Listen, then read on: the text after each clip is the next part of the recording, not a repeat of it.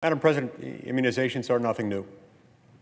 To a degree, immunization requirements might not be new, but sweeping immunization mandates issued by a single individual within the federal government, that is the President of the United States, are entirely new, entirely unprecedented, entirely unfounded, and dangerous to our constitutional order, to say nothing of its tendency to discourage those who have been reluctant to get the vaccine from getting it. So I've returned to the Senate floor today for the third time this week to express my profound objections to that sweeping mandate, to President Biden's sweeping, promised and still inchoate vaccine mandate, and to offer legislation that this body could have passed right now. It could have passed in order to protect countless Americans from this federal intrusion. Now, look, the federal government has no legitimate role mandating COVID-19 vaccination for all Americans. In fact, the President of the United States has acknowledged that. It doesn't have that role. It doesn't belong to this government. Yes, there have been vaccine mandates in the past. They have never been from the federal government, directed at the entire country.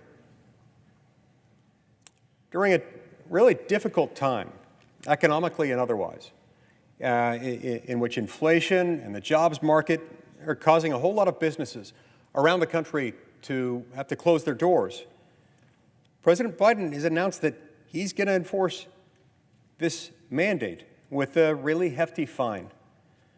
Each incident of a business not fulfilling the mandate could cost a business $14,000.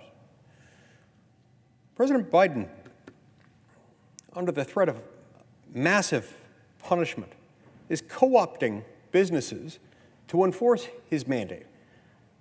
They'll have to police their workforce's personal medical decisions and order the receipt of a vaccination, or alternatively, be forced into bankruptcy. Now, some on the other side of the aisle think that the president's punishment doesn't go far enough. In fact, in the reconciliation bill draft currently being circulated on the other end of the Capitol in the House of Representatives, Democrats are pushing to increase the fine to $70,000 per violation. Look, unvaccinated Americans are not the enemy. They're not the virus, and they're certainly not the enemy. Some are frontline doctors and nurses and other healthcare professionals who worked overtime throughout the pandemic, throughout the darkest of the dark hours of the pandemic, treating patients and saving lives. Others are workers whose industries were deemed essential and who showed up to work to ensure Americans kept having access to food and electricity and other essential items and services. Others still are simply neighbors, family members, and other loved ones who have supported friends, families, and entire communities as Americans as a whole struggled through quarantines, shutdowns, financial difficulties, and social isolation. Let me reiterate, as I've said many times before, and I will continue to repeat, I believe the vaccine's development is nothing short of a miracle. It's an answer to prayer. I've been fully vaccinated, as has every member of my family, with my encouragement. But we certainly should not be forcing employers through the federal government without congressional authorization or constitutional authority, putting employers in a position where they have to fire some of their most valuable and now increasingly hard to find workers. We shouldn't be threatening business owners with closure simply because they don't have any desire to police their workforce's personal medical decisions. It's not who we are as a country. I don't care whether you're a Democrat or a Republican or an independent or a libertarian. Americans as a whole don't believe that that's who we are. We're not into that kind of draconian micromanagement associated with the nanny state, nor are we into the excessive accumulation of power in the hands of the few, or even worse, in the hands of one person Many simply cannot incur the cost of this enforcement, certainly not in this economy. Additionally, this fine really amounts to a tax. It's government revenue collected from the American people, and the Constitution has a thing or two to say about how revenue bills must be enacted. The Constitution does not vest any taxing, or for that matter, any other revenue-raising or fining authorities in the president alone. No, this is a power that's reserved to the people's representatives in Congress who are charged with precisely that responsibility.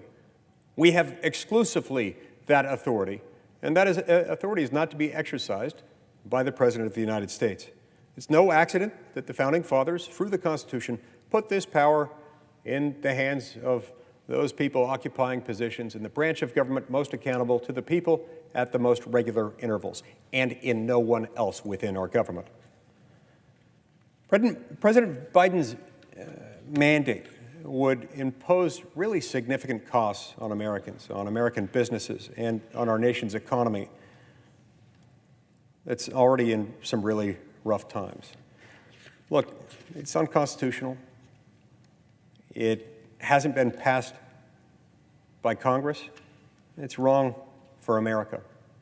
And that's why today, as I did yesterday and the day before, I came here to offer a proposal that, if enacted, as we could have enacted it today, it would protect Americans from some of the most disastrous effects of the mandate. Well, I believe the mandate will, I'm quite certain, eventually be invalidated in court. It's going to take some time for us to get there, because right now we don't even have the mandate itself. We just have the threat of the mandate, and it's the imminent apprehension of the mandate's eventual issuance that's causing HR departments and general counsel's offices in corporate America throughout this country today to scurry, to try to get ahead of the curve, to develop their own policies so that they're in compliance as of day one when the mandate hits. But in the meantime, there's nothing to sue. There's no one to sue because there's no final agency action. There's no order in place. There's just the threat of it. This, I fear, is a feature, not a bug. Because by the time we actually have something on which to sue, by the time lawsuits are brought, by the time that litigation works its way to its natural conclusion, which I believe inevitably culminates in a finding that it's invalid, it's unconstitutional, it's not warranted by law, months, if not years, will have elapsed, and a lot of the damage will be done. So until that day I consider inevitable, when a court rules that this is unlawful, these bills, like the one that I've offered today, can provide businesses and the American people with the certainty that they need to make their own decisions. My bill that I've offered up today, the No Taxation Without Congressional Consent Act, would prohibit OSHA and other executive branch agencies in the federal government from imposing fines, fees, or taxes with respect to these mandates. It would protect our constitutional order by requiring that revenue measures be voted on by Congress, the branch of government most accountable to the people, and the only branch of government empowered to enact such policies. The other two branches cannot. As I mentioned yesterday, Madam President, the people concerned about this mandate are everyday Americans. I've now heard from 158 Utahns who are at risk of losing their jobs due to the mandate. And that number continues to grow every day. They are not our enemies, they are our neighbors. Many of them have been advised by board-certified doctors that they ought to not receive the vaccine. We shouldn't be punishing them or forcing them into second-class status. So today we have a choice. I hope that at some point my colleagues on the other side of the aisle will allow us to provide the certainty and peace of mind to those individuals and businesses at risk of suffering under the mandate. We can defend Congress's role as the branch of government that determines how and from whom revenue is to be raised. Not only can we do that, but we have an obligation to do that. We've all sworn an oath to uphold and protect and defend the Constitution of the United States, and that document doesn't give the president this power. In fact, that document prohibits the president from exercising this power in the absence of congressional authorization, which we have not provided. So this bill, one of a dozen that I've submitted, could have passed this body today. I wish, for the sake of millions of concerned Americans, that it had. But regardless of this result today and of the objection that precluded it from passing the Senate today, I'm going to continue to fight. I'll keep coming back for as long as it takes in order to end this egregious and legally baseless and unconstitutional mandate. I find it interesting that my friend and colleague, the distinguished senator from the state of Washington, referred to this as outrageous that we would be attempting to put in place protections for those Americans who are going to be victimized by the vaccine, who are going to have to choose between, on the one hand, receiving a medical procedure that they don't want, and on the other hand, being fired. Nobody should have to choose between submission and financial ruin. They especially shouldn't have to do that under the direction of an invalid, unconstitutional directive by the federal government. She also referred to what she described as, quote unquote, our efforts to, quote unquote, end this pandemic. This isn't about whether we want to end the pandemic. There's not a single person, Democrat, Republican, Independent, in this chamber or in the other chamber. I'm not sure I know a single American anywhere who wouldn't want to end this pandemic. This is not the pandemic. This is not going to end the pandemic. If anything, this will cause more people to be more reluctant to get the very vaccine that they're wanting to encourage others to provide. This is not about that.